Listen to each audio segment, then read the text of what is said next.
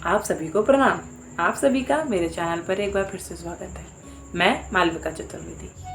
आज जिस जगह के बारे में हम जानने जा रहे हैं, उसकी कथा सुनने के बाद किसी के भी रोंगटे खड़े हो जाएं, किसी को भी दुख का एहसास हो। वहाँ जो हुआ वो बहुत ही गलत था। इसी चीज़ के लिए इस जगह के बारे में लोग ज़्यादातर पढ़ते हैं। इस जगह का नाम जलियांवाला बाग है। वैसे तो आपको टाइटल से पता चल गया होगा, फिर भी इस वीडियो में मैं जलियांवाला बाग के बारे में पूरी बात बताने का प्रयास करूंगी। यहाँ क्या हुआ, कैसे हुआ और अब वो कैसा दिखता है और वहाँ आप कैसे जा सकते हैं। अगर आपको कभी भी मौका मिले तो एक बार प्रयास ज़रूर करें कि उसे देखने जाएं, अपने बच्चों को अपने साथ लेकर जाएं, उन्हें बताएं कि ऐसे ही आज़ादी नहीं मिली।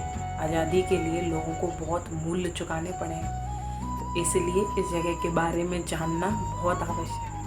तो इस वीडियो को आगे देखिए और अगर आप नहीं गए हैं तो इसको देख के वहाँ के बारे में जानने का प्रयास करिए। जलियांवाला बाग में जैसे ही आप एंटर करेंगे, सबसे पहले आपको ये पैसेज देखने के लिए मिलेगा, जहाँ पे आपको दीवार पे लोगों के स्टैचूज देखने को मिलेंगे, जिसमें बच्चे, बूढ़े, जवान सब हैं, जो कि बहुत खुश हैं जब वो जलियांवाला बाग में बैसाखी मनाने के लिए जा रहे थे।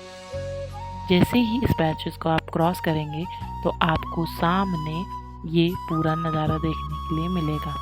यही है वो जलियांवाला बाग जिसके बारे में हम बात करते हैं, जिसके बारे में हम सुनते हैं। अब हम यहाँ पे जब जाएंगे तो अब हमें क्या देखने के लिए मिलेगा। यहाँ अलग अलग बहुत बड़े बड़े हॉल हैं जिसको म्यूज़ियम में अब बना दिया गया है।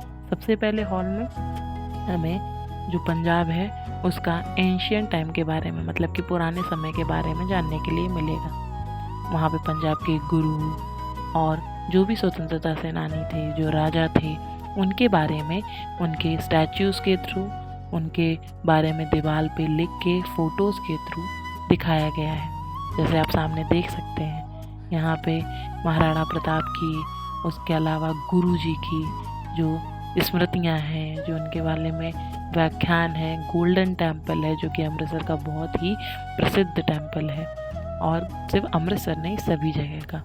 तो उसके बारे में आप मशाल देख सकते हैं, जो मशाल उस स्वतंत्रता के लिए इस मशाल को जलाया गया था, जो आगे बढ़ने की सीख देता है हमको। इसके अलावा पंजाब के बारे में और जो सिख धर्म है उसके बारे में भी बहुत सारी चीज़ें आपको यहाँ से जानने को मिलेंगी।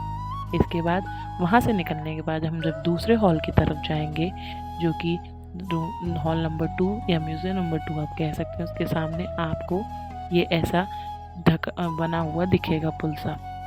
आप इससे जा सकते हैं और किनारे से भी जा सकते हैं। दूसरे नंबर वाले हॉल में आपको जो जलियांवाला बाग का जो युद्ध है पूरा, उसके बारे में आपको जानने के लिए मिल जाएगा। यहाँ फ़ोटोज़ उनके बारे में लिखा हुआ है, जैसे लिखा है ना, एक कष्टप्रद युद्ध, उस युद्ध के बारे में जिसके बारे में हम आगे जानने वाले हैं। यहाँ पे कितने लोगों ने जान गंवाई, कितने लोगों के साथ क्या कुछ नहीं हुआ। यहाँ पे बहुत लोगों ने जब इसके बारे में चिट्ठियाँ लिखी हैं, उन चिट्ठियों को भी यहाँ पे लगाया गया है, और बहुत सारे स्टैचूज़ बने हैं।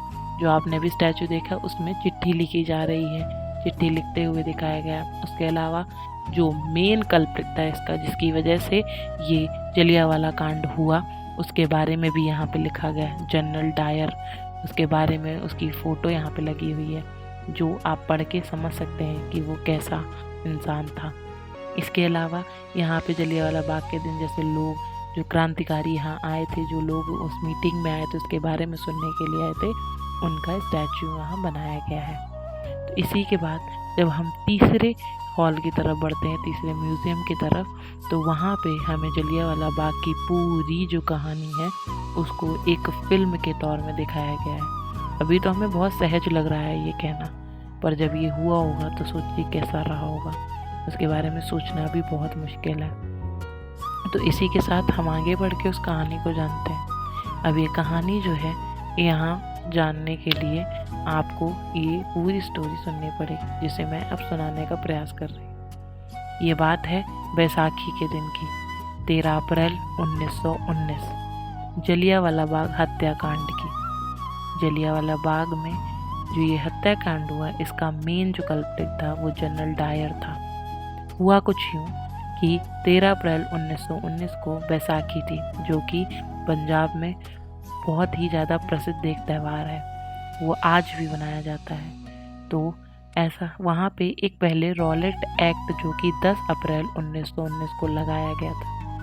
वो रॉलेट एक्ट क्या था, उसको काला कानून क्यों कहा गया, इसका कारण हम जानते हैं। रॉलेट एक्ट के तहत ये कहा गया था कि किसी भी हिंदू को, हिंदू इन द सेंस जो कि इस हिंदुस्तान में रहता है, उसे अंग्रेज बिना किसी कारणवश, बिना कोई प्रूफ दिए, बिना कोई साक्ष्य दिए, बिना कोई बात के उसे कभी भी गिरफ्तार कर सकते हैं और मार सकते हैं, जो कि पूर्णतः गलत था। इस बात को गलत ठहराने के लिए 2 व्यक्ति जो कि डॉक्टर सैफुद्दीन किचवर और डॉक्टर सत्यपाल जेल भी जा चुके। इस वजह से बहुत ही लोग आहत थे। तो इसके कारण उन लोगों ने यह तय किया कि वो 13 अप्रैल को जलियांवाला बाग में इकट्ठे होकर इसके बारे में मीटिंग करेंगे और आगे क्या करना है इस बारे में सोचेंगे। वहाँ पे ये सब होता उससे पहले ही जनरल डायर को इसके बारे में खबर लग चुकी थी। जनरल डायर ने इसकी तैयारी पहले ही चालू कर दी थी।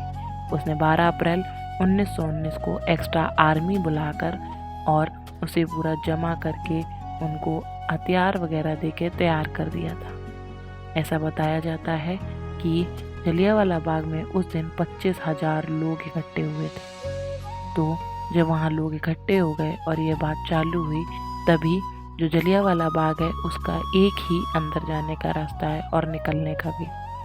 उस रास्ते में आप देख सकते हैं आज भी वो बहुत पतला सा रास्ता है, सकरी सी गली है, इसलिए वहाँ से एक साथ बहुत लोगों का निकलना मुश्किल है। जनरल डायर ने जाकर उसी गेट पे तोप लगा दी और अपने सैनिकों को अंदर तैनात किया।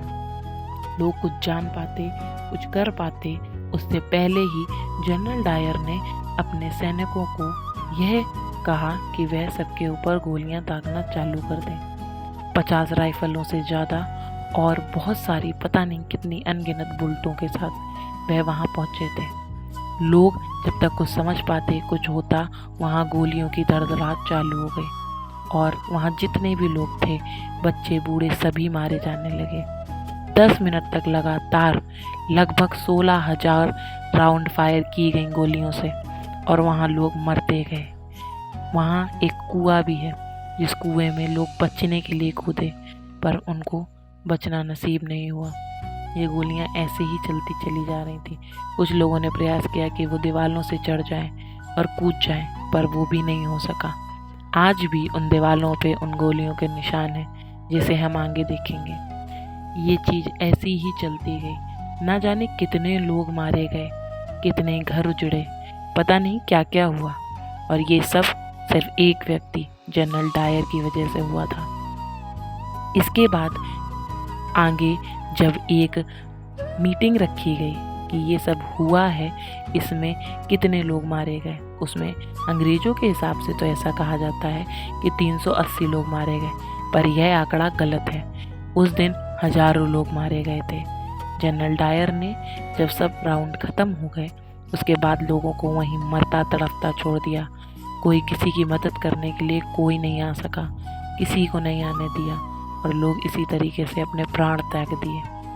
उस कमेटी में उसके बाद जब ये जनरल डायर ने किया तो ब्रिटिश ने एक कमेटी बिठाई जिसका मेन लीड, जिसका नाम लेफ्टिनेंट माइकल ओ डायर था। माइकल ओ डायर को के सामने जब जनरल डायर को प्रस्तुत किया गया तो उसने यह कारण बताया कि अगर मैंने इसलिए गोलियां चलाई क्योंकि अगर मैं नहीं मारता तो वो लोग मुझे मार देते, और माइकल ने इस बात को स्वीकार कर लिया और जनरल डायर को छोड़ दिया।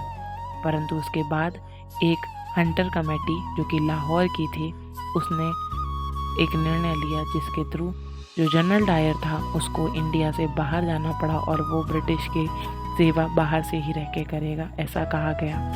1927 में जनरल डायर की एक बीमारी की वजह से मृत्यु हो गई, परंतु माइकल ओ डायर जो था वो अभी भी बचा था। अब उसका क्या हुआ ये जानने के लिए हम ये बात बता सकते हैं कि उसको मारा किसने। उसी जलियांवाला बाग में एक व्यक्ति जो रह गया था, जिसने अपने पूरे परिवार को वहाँ खो दिया था, उनका नाम था स्वतंत्रता सेनानी ऊधम सिंह। ऊधम सिंह ने उस माइकल ओडायर को मार दिया, पर उसे मारने में उनको 21 वर्ष लग गए। उन्होंने सबसे पहले गदर पार्टी को ज्वाइन किया, उसके बाद उन्होंने कारपेंटर की तरह काम करके पैसा जुटाया। वो पैसा जुटाने के बाद वो अमेरिका गए, वहाँ उन्होंने रेस्टोरेंट में काम करके कुछ पैसा जुटाया, जिसके बाद वो लंदन पहुँचे और पूरे 21 वर्ष के बाद 1940 में वहाँ एक मीटिंग हुई जो कि ईस्ट इंडिया एसोसिएशन और रॉयल सेंटर एशिया सोसाइटी के बीच में होनी थी, जो कि केपटाउन हॉल में हुई। वहाँ पे उन्होंने उस माइकल को गोलियों से मार दिया और वह भागे नहीं। उन्होंने कहा कि अब बदला पूरा हुआ है, जो तुमने किया वहाँ जलियांवाला बाग में, उसका अब निर्णय हुआ है। तो इस तरीके से हम ऊधम सिंह को प्रणाम करते हैं। अब हम जो देख रहे हैं ये वही कुआं है जिसे खून का कुआं कहा जाता है। इसी कुएं में लोग कूदे, पर ऐसा माना जाता है कि जब लोगों को निकाला गया तो 120 लाशें इस कुएं से निकली और ये कुआं खून से लथपथ था। ये दीवार वही दीवार है जिसको चढ़कर लोग बाहर निकलना चाहते थे और उनको गोलियां लगकर वो मर गए। ये सफ़ेद निशानों के बीच में उन्हीं गोलियों के निशान हैं। हम इसके आगे जब बढ़ेंगे तो हमें एक और हॉल दिखेगा, जिस हॉल में और भी स्वतंत्रता सेनानियों के बारे में और इससे जुड़ी चीज़ें लिखी गई हैं, जिसको आप देख सकते हैं। और भी स्टैचूज़ यहाँ पे बने हुए हैं। इन सब को देखने के बाद जब हम बाहर निकलेंगे, हर जगह एक अच्छी चीज़ थी कि वीडियो के तौर पे और नई तकनीकों को इस्तेमाल करके दिखाने का प्रयास किया गया। इसलिए अगर आपको कभी भी मौका मिले तो अपने बच्चों के साथ, अपने बड़ों के साथ ज़रूर जाएं और अपनी चीज़ों को जानने का प्रयास करें। यहाँ पे बहुत पुराने पेड़ भी हैं। यहीं पे एक मॉन्यूमेंट भी बनाया गया है जो कि इन सब लोगों को समर्पित किया गया है, जो आप इस फोटो में देख सकते हैं। इसी के बाद आप और आगे जाएंगे तो और भी दीवारों में इसी तरीके के निशान। तो ये पूरी कहानी है जलियांवाला बाग की। आज जब सुनने में इतना अजीब लगता है तो सोचिए जिनके साथ ये हुआ होगा उन्होंने इसे कैसे झेला होगा। यहाँ पे सामने जो आप देख रहे हैं ये मंदिर भी है यहाँ, तो आप मंदिर में भी दर्शन कर सकते हैं। अब बात आती है कि हम जलियांवाला बाग पहुँचे कैसे। जलियांवाला बाग जाने के लिए आप अमृतसर स्टेशन पहुँच सकते हैं और वहाँ से आपको 20 रुपये ऑटो टेम्पो को देने हैं और वो आपको यहाँ छोड़ देगा। इससे पहले मैंने वीडियो डाली है जो कि गोल्डन टेम्पल की, मतलब हरिमंदिर साहब जी की है, वहाँ से बिल्कुल पास में ही है ये। तो आप पैदल जा सकते हैं, जो कि 400 मीटर होगा लगभग मुझे लगता है, या फिर आप अपने वाहन से आए तो आप आराम से सीधे यहाँ आके देख सकते हैं। अब दूसरी चीज़ आती है टाइमिंग, कि टाइमिंग क्या है। यहाँ की टाइमिंग, ये जो जलियांवाला बाग है सुबह 6:30 बजे खुल जाता है और शाम को 7:30 बजे बंद होता है। लेकिन जो अंदर म्यूज़ियम है जिन्हें मैंने दिखाया वो सुबह 9 बजे से शाम के 5 बजे तक खुलते हैं। यहाँ पे कुछ समाधियाँ टाइप बनाई गई हैं, या फिर आप बोल सकते हैं कि जो इन पत्थरों को लगाया गया है इसमें हमारे जो स्वतंत्रता सेनानी थे जैसे भगत सिंह, इन सब लोगों के बारे में यहाँ पे उन्होंने जो बोला उसको लगाया गया है। तो इन्हें आप एक बार ज़रूर देखें। ऊधम सिंह का किरदार विक्की कौशल ने एक पिक्चर में निभाया है, तो आप वो पिक्चर भी देखें। आप सभी को ये वीडियो कैसी लगी, आपको इससे नॉलेज मिली कि नहीं मिली, आप यहाँ गए हैं या नहीं गए हो या जाने का प्लान कर रहे हैं, इसके बारे में कमेंट में बताइए। और इस वीडियो को लाइक करिए, शेयर करिए, ज़्यादा से ज़्यादा लोगों को इसको दिखाइए, जिससे कि जिनको नहीं पता उनको इस बारे में पता चले। तो तब तक सभी को प्रणाम, राधे राधे।